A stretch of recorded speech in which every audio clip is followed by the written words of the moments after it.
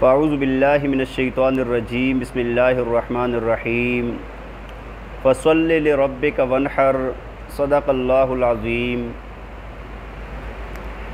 तवज्जो फरमाएँ जी, ईद उल फ़ितर और ईद उल अज़हा की नमाज का तरीक़ा वही है जो जुम्मे की 2 रकात नमाज का तरीक़ा है, बस इसमें ज़ायद 6 तकबीरें होती हैं जो थोड़ा सा इसमें फ़र्क करती हैं।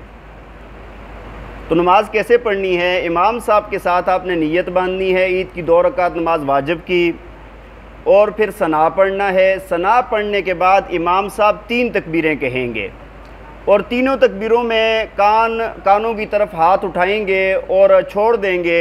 तीसरी तकबीर में बांध लेंगे।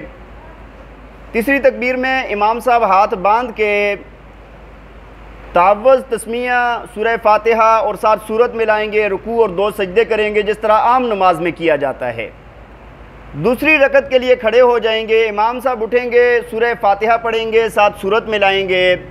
सूरत मिलाने के बाद रुकू में जाने से पहले 3 तकबीरें कहेंगे। तीनों तकबीरों में हाथ कानों की तरफ उठाने हैं और छोड़ देने हैं, और चौथी तकबीर कहकर रुकू में चले जाएंगे। आप हजरात ने भी साथ ऐसे ही रुकू में चले जाना है।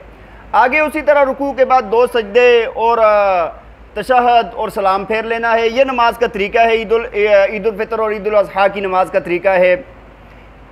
अब अगर उस बंदे के लिए मसला कि जो बंदा उस वक़्त में इमाम के पीछे आकर पहुंचा कि जब तकबीर उससे हो चुकी है, इमाम साहब ने जो 3 तकबीरें कहनी थी ना, वो तकबीरात तीनों की तीनों हो चुकी हैं। अब ये बंदा क्या करेगा? इसके लिए ये हुक्म है कि ये जब आकर नीयत बांधेगा और हाथ बांधेगा। नीयत बांधने के बाद तकबीर तहरीमा कहने के बाद हाथ बांधेगा और फिर उसके बाद 3 तकबीरें कहेगा, अल्लाहु अकबर, अल्लाहु अकबर, अल्लाहु अकबर। तीनों तकबीरों में हाथ उठाएगा। ये तो उस सूरत में है जब इमाम साहब किरात कर रहे हैं, अभी रुकू में नहीं गए, रुकू से पहले पहले आकर ये मिल जाता है।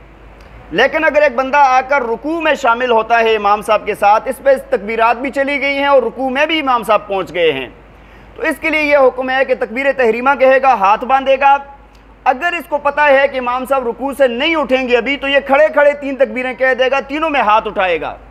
लेकिन अगर ये बंदा, इसको ये शक है कि इमाम साहब रुकू से उठ जाएंगे, तो ये रुकू में चला जाएगा और रुकू में जाने के बाद बग़ैर हाथ उठाए हुए ये 3 तकबीरें कहेगा तस्बीहात के बजाय।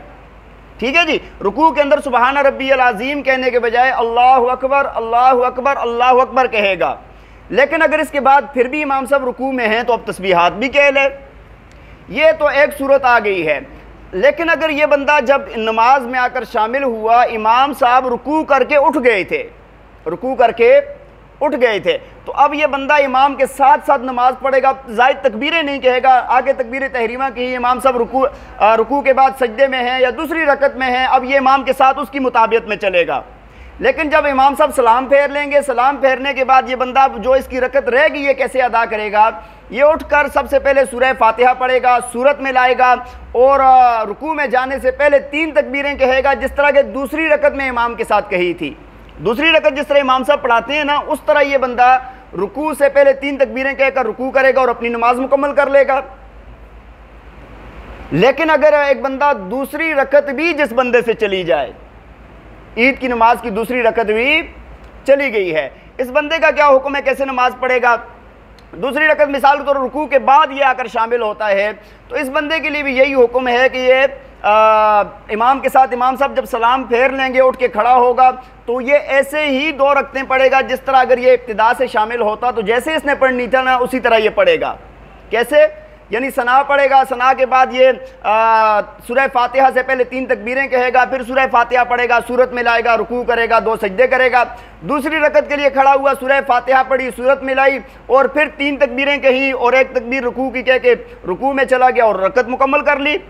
बात समझ आ गई है कि नहीं? ये आसान सा तरीका है ईद की नमाज का, और मुख्तसर से मसाइल जो आपकी ज़रूरत के हैं वो मैंने आपको अर्ज़ कर दिए हैं।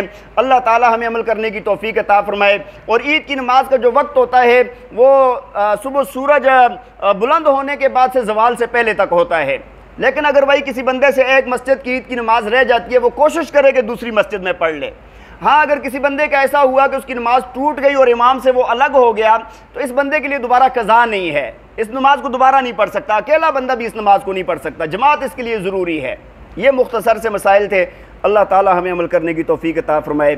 व आखिर दावाना अनिल हम्दुलिल्लाह।